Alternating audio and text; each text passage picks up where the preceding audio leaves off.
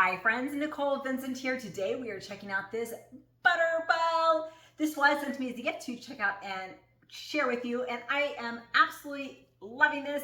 Let's check it out and get it set up. So first off, when you get your butter bell, you're going to see a line on the inside. You're going to fill this with clean water, and you're going to change this water out every 3 to 5 days. This helps keep it nice and sealed and keeps your butter as fresh as possible.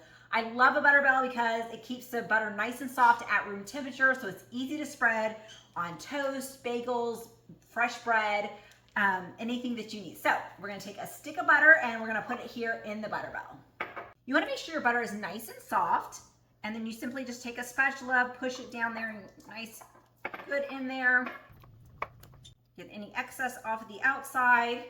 So nice and full. So this does hold a stick of butter, which is great. And then what you do is you have it here upside down in your butter bell. And when you're ready for your butter, you pull it out. The butter is not wet, so don't worry, it's not gonna be watery butter. The water is on the outside. You've got a nice lip here to help keep it contained.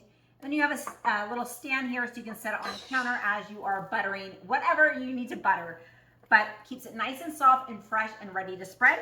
This also does come with a nice spreading knife, which is easy to grip. It's got a serrated edge. And then if you're wanting to have butter curls or any shape, you've got that as well. So let's spread this on some bread.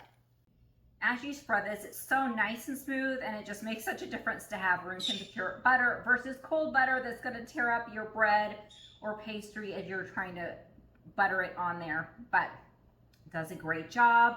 Loving the cute little spreader, and love that it keeps my butter nice and fresh in the butter bell. So, hope you enjoy this as much as I do.